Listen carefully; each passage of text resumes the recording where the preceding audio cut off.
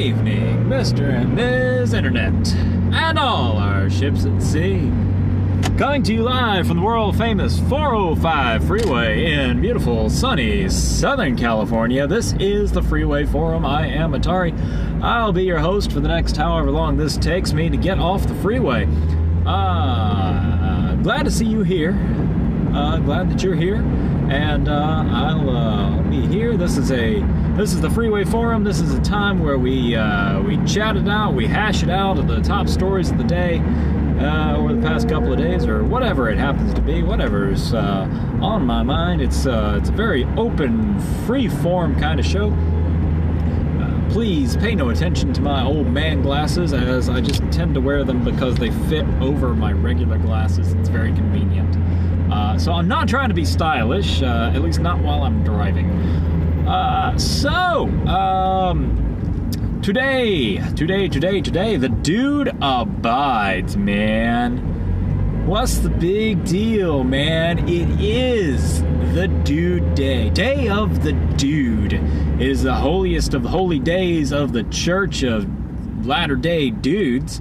The Dudist quasi-pseudo-religion founded by fans of the Coen Brothers classic film, The Big Lebowski.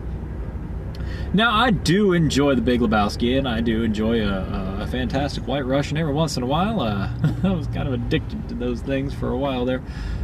But that's a whole different story entirely. But, yeah, Day of the Dude, man. So this is like where we appreciate the finer things, just the laid back, just the hanging out, having a good time, just relaxing and chilling and saying, what is the big deal? So, may your White Russians always be full and your rug always tie the room together. And never be out of your league, Donnie. Never be out of your league. But anyway, so Big Lebowski, fun film. I enjoyed it. Very interesting. I mean, of course, it's the Coen Brothers, so it's always kind of a little weird, which is good, which I like about the Coen Brothers. It's always kind of, they're oddball, sort of like sensibilities there. What with Brunhilde and the dancing bowling pins and all that kind of great dudist imagery. Oh, anyway, yeah. So yeah, fun film. I gotta go back and watch The Thing, man. I haven't watched it in years. I have not watched that film in, oh gosh, I gotta say it's probably been 15 years since I've seen that movie. I should go back and watch it. I haven't. I just need to watch it again. I just don't have time for a lot of films anymore. A lot of, I have time for, maybe a half-hour television show. Babs and I have been watching Bewitched, actually, the 1960s classic.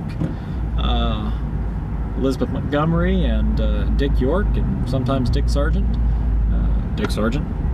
But actually, you don't salute a sergeant, but whatever, it's part of the joke. Never mind. Anyway.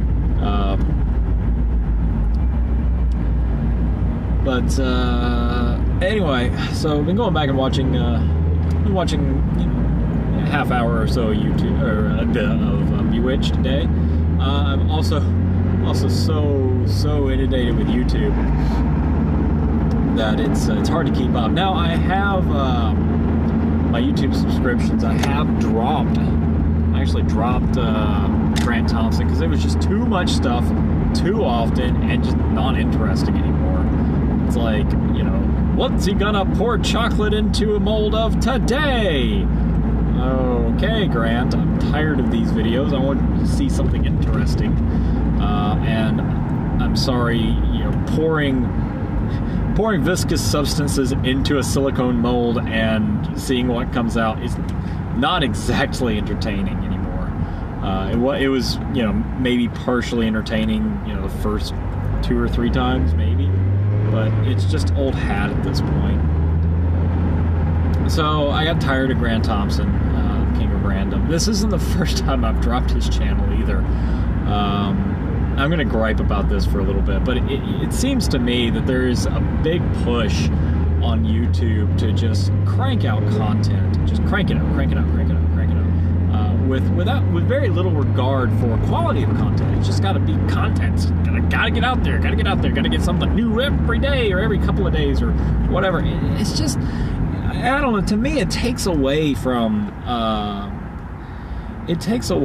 sort of the special thing that you have. And I feel like part of it is because of the way YouTube is positioning themselves as a content network, as sort of an alternative to television. So they don't want anybody to run out of material to watch. You know, they always want to have more material to watch, especially in subscriptions. But the other side of that is that I don't want to watch crap, okay? I don't want to subscribe to a channel that I enjoy because they have fun stuff, have interesting stuff, and then see crap that I'm not interested in all the time. You know, like I subscribed to Grant Thompson because I enjoyed his builds. I enjoyed watching him build shit. And when he started doing, he started getting all corporate, the king of random, and having all of his, like, branded stuff going on. It's just sort of lost some of the magic there. Now, hats off to the guy. I mean, he's done well. He really has done well, and I'll give him credit for that. Like, the guy knows how to leverage his channel. The guy knows how to leverage his audience. I'm just not. I don't think I'm his audience anymore. I loved watching his stuff where he was just going and building random things, and that was his king of random sort of shtick, was that he was just going to do something, for lack of better words, random. But I don't know. I kind of lost interest. I really have. I've lost interest in, he's not building anything anymore. He's not doing his own thing anymore. He's going and, building, well, like the last couple of things he's built, he didn't even build it. Sonic Dad built it. Those guys built it, and he just went out and played with them. It's like, I'm going to use my star power to boost you guys. And that's kind of cool. I appreciate him doing that. Like, I appreciate the fact that he's trying to go out there and to build other brands and to help hit, build up other channels by just being there. I have mixed feelings about that. Like, it's sort of like that cheapo celebrity endorsement. It reminds me of what's his name? Orson Welles. It reminds me of Orson Welles when he started just shilling for anything in the 70s. And of course, there's the critic when Maurice LaMarche did his impersonation of Orson Welles. Yes, rosebuds, frozen peas. It's like, oh God. They're full of country goodness and green penis. No, that's it. I quit. I'm just gonna take some of these. Oh, luck of the ages! I found a French fry in my beard. Anyway, so that's Orson Welles, and that's kind of what it reminds me of. When he does things like that. I appreciate the fact that he wants to help other channels get that subscribership and promote them. But I really do feel like he's kind of run his course, and he's strapped for material. He can't figure out what to do right now. 7 million subscribers, that's huge.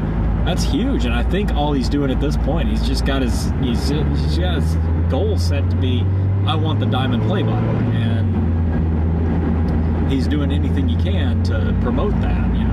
I need more subscribers. Like it, thumbs up, and give me more subscribers. I want more subscribers so I can have 10 million subscribers. It's like, yeah, it's an admirable goal, but well, I don't know. And now, I'm no expert in building up subscribership. I'm really not. I'm kind of learning as I go. I watch the Creator Academy stuff. I watch the YouTube stuff, and I try to, kind of fit that in with what I do. And that's part of the reason I do the Freeway Forum, is so that I can have sort of a set schedule of production, which, I mean, this is like no production value whatsoever. It's me and my freaking phone mounted to my windshield, and I talk to it as I drive home from the office.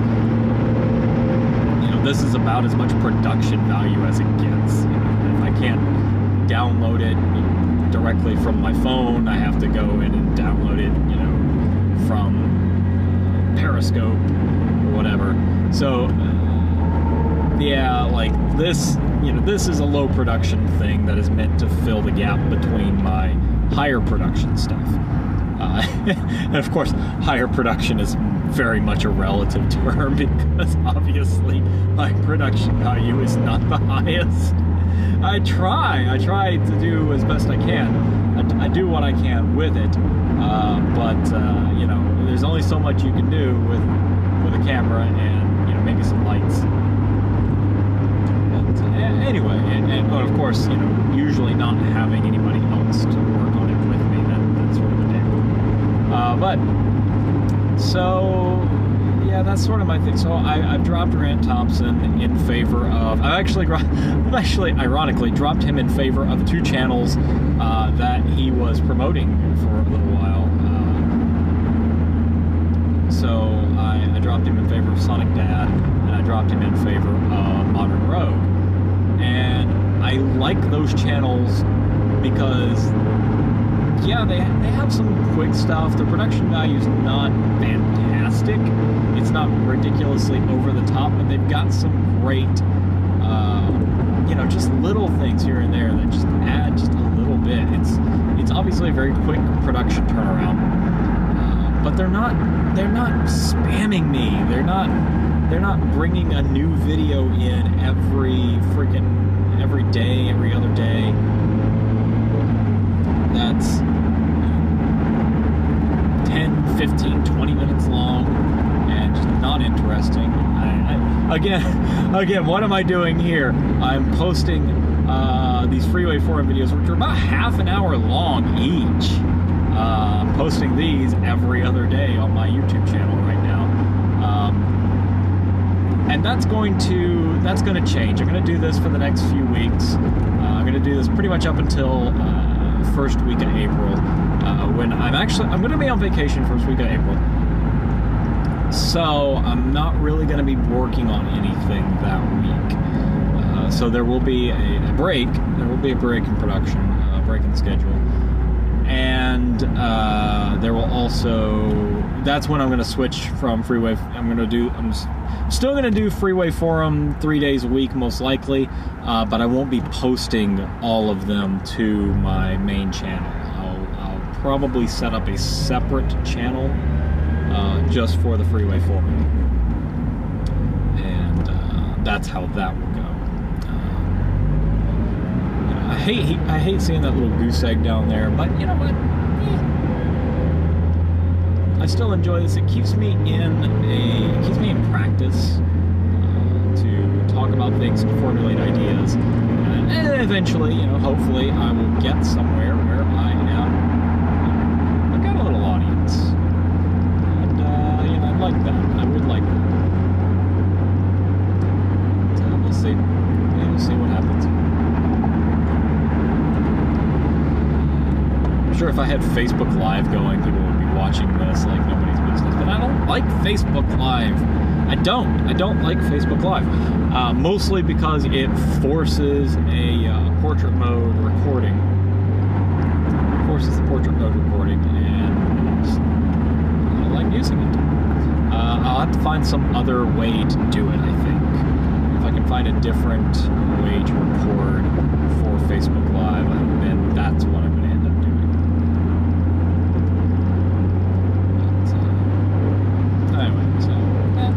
that's kind of that. So,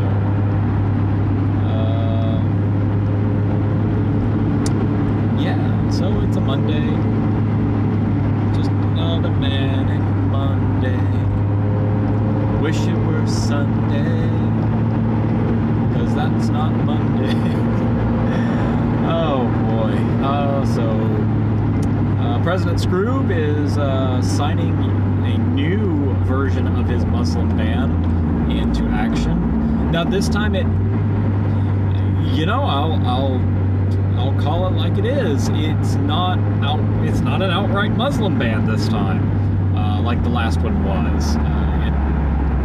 It is less of a Muslim ban and more of an Arab ban, or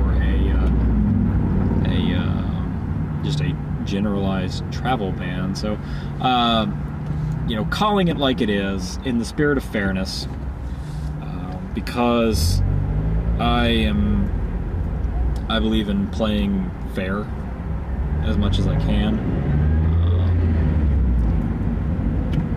But I don't want, I don't want people to feel like I'm going soft on the guy or anything like that. Absolutely not. I still don't agree with it, okay? I don't agree with the whole travel ban.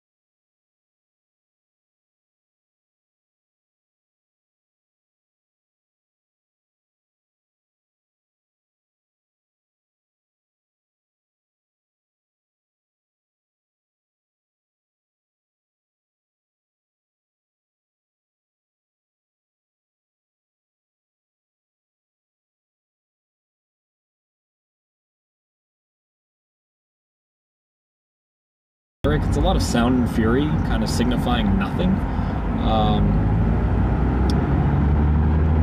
It is certainly not conservative in any stretch of the imagination, because it's going to require more resources, it's going to require more money, it's going to require more effort. It is certainly not conservative. I don't know why so-called conservatives are all over it. I think it's mostly because they're no longer conservative in a fiscal standpoint. They're only conservative in a social standpoint, in that they really just want to keep America white, majority white. And this is a country founded by immigrants. This is a country. Now, let's not get into the whole, the Native Americans and all. That's a whole nother argument for another day. Okay, that's a wholly different argument. Now I'm just getting into the ethos. I'm really just trying to stay with the ethos of the Americanist movement, the American ideals, the idea of liberty, the idea of self-governance, the idea of freedom. These are things that we built a country on. As John Winger, Bill Murray said in Stripes, our forefathers got kicked out of every decent country in the world. That's why we came here. That's why we're Americans. We're mutants. We're mutts. And that's what we are. We are the wretched refuse. And I firmly believe that our diversity is what makes us strong. That's what makes us strong as a as a nation and as a country, and those are two different things, by the way. If you weren't already following along at home, a nation is a group of similar people, similar either with attitudes, similar culture, or similar racial characteristics. We are not a racial nation. We are not French. We are not British, English, Scottish. We are not German. We are all of that. We are Indian. We are German. We are English. We are Scottish. We are French. We are Japanese. We are Chinese. We are Filipino. We are Mexican. We are... I was going to say Canadian, but Canadian's not really a nationality either. Canadian is sort of like America, but much more welcoming, typically speaking, from what I understand. It's U.S. American, but more welcoming, And as I've seen lately, Canada has been doing a pretty good job of out-Americaing America. What's his name? The dude on the old 80-something Yamaha snowmobile jumping damn thing as far as he can with that mullet and a can of Molson. Oh my gosh! Oh my goodness! Oh dear! So that's So as a nation, we are a plurality. We're not all white, we're not all black, we're not all brown, or yellow, or red, or what other, generalized color you want to say we are. Red, yellow, black, white.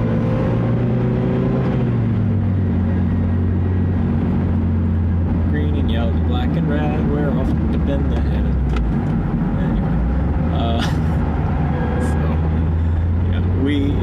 We as Americans, we are a plurality, and that's really where it is. Immigration has made this country what it is today. Immigration will continue to make this country what it is.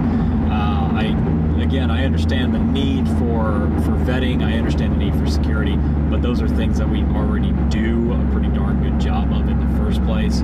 And you can't really say this is something about security because the nations that are on the countries that are on the travel ban, they're not countries that have actively generated any terrorists in the last 20 years or so. They're not. All the big ones have come from Saudi Arabia mostly. It's just a political move, and that's really what gets me. And people are all about it. People love it, and they're like, yay, close the borders, close it down, build a wall. I'm like, ugh. Who's gonna pay for it? Who's gonna pay for the wall? And don't you dare say Mexico, because they're not. They ain't gonna do it. Ain't gonna happen, Marine. Ain't gonna happen. But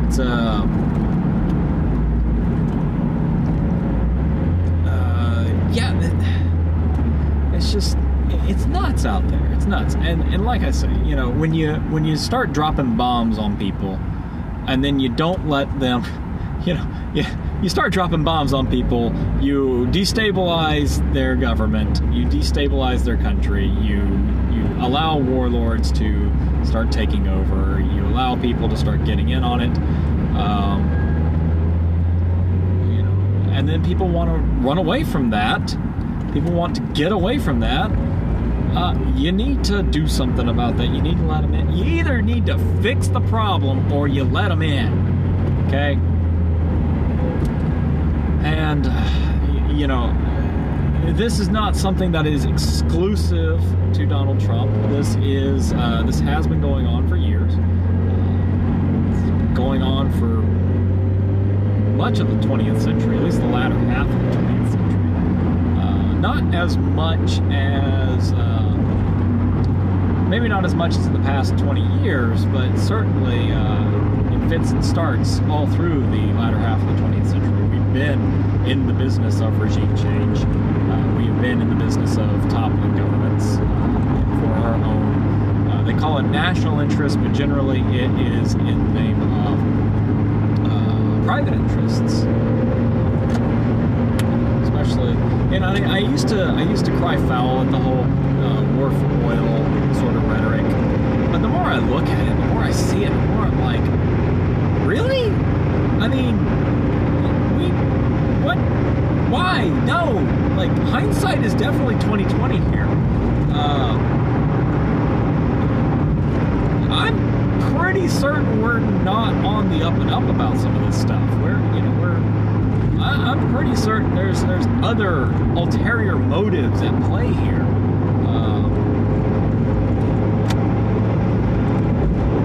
And it's funny, if you wanna watch a movie about terrorism, if you want to watch a movie about terrorism and recruitment, terrorist recruitment and U.S. foreign policy, watch the Jetsons movie. Like, go back and watch the 1990 something theatrical Jetsons movie, because you'll kind of see some, besides the very adamant beat you over the head environmentalist message.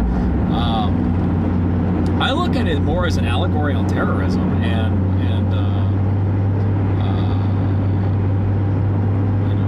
corporatism and what waging warfare in the name of corporatism. So maybe I shouldn't say waging warfare in the name of corporatism. Maybe I should say imperialism. That's a good way to look at it. Economic imperialism. Where you've got the asteroid, and you got the little critters that live on the asteroid, and they're basically sabotaging the plant every night because the asteroid is the plant is destroying the asteroid that they live on. It's destroying their world.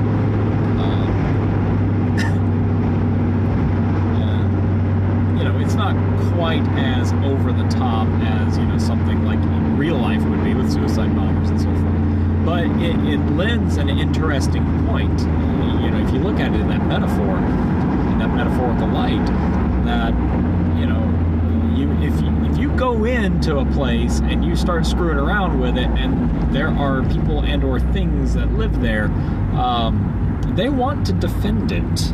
And they will do what they can to defend it. And terrorism is one of those things that it is a tactic employed by people of desperation. They're not stupid. They're just desperate.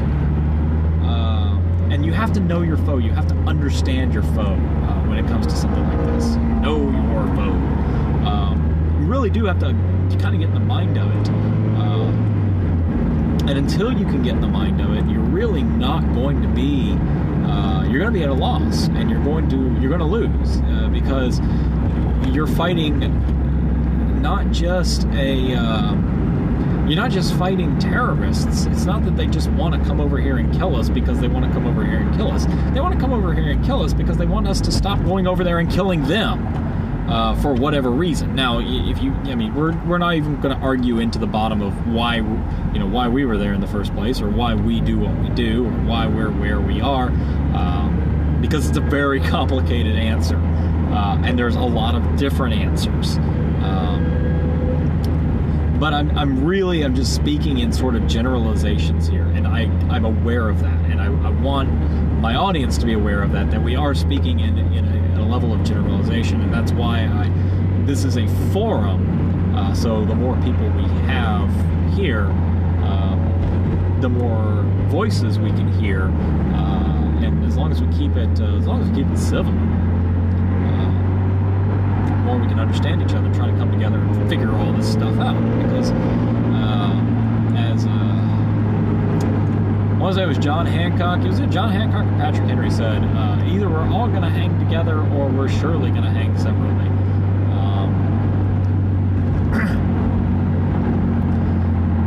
So So, you know, this is where left and right come together. This is where we all kind of exchange ideas, and we talk to each other. We talk about things in a rational,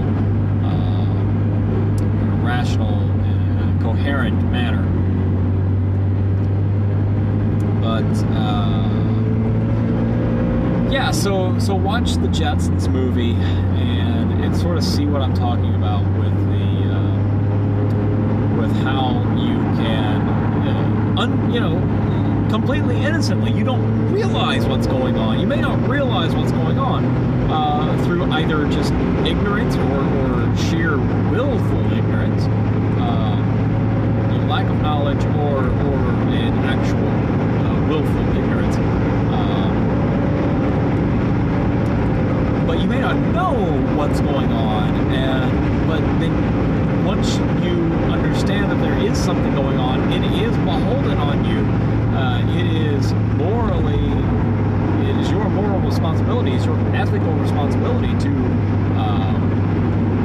fix that. And you don't have a superior moral advantage to go in and exploit another nation's or another person's or another country's natural resources or capital, anything like that. No, that is theirs. It's the natural advantage. It's theirs. You don't destabilize governments. You don't topple governments for the sake of trying to gain an advantage. We've tried that for many, many years. It doesn't work so well for us usually. And it has proven, it's actually proven it's proven a little bit difficult for other countries as well, i.e. Germany, who twice tried to topple the United States. Let's not even try to go into that. So we have historical examples, but that's really all I've got here today, guys. Thank you so much for watching. Subscribe on YouTube, youtube.com/theairbornesurfer. That's youtube.com/theairbornesurfer. All one word, of course. And of course, you can follow along on Twitter at airbornesurfer, and of course here on Periscope. Also, periscope.tv/airbornesurfer. You get all the latest stuff on one of those three, and we're here Monday, Wednesdays, and Fridays at 5 p.m., roughly 5 p.m. Pacific, broadcasting live, and of course on YouTube sometime after that. But that's really all I got today. So again, thank you all for stopping by. Thank you all for watching, and have a nice day. And of course, until next time, tally ho, y'all.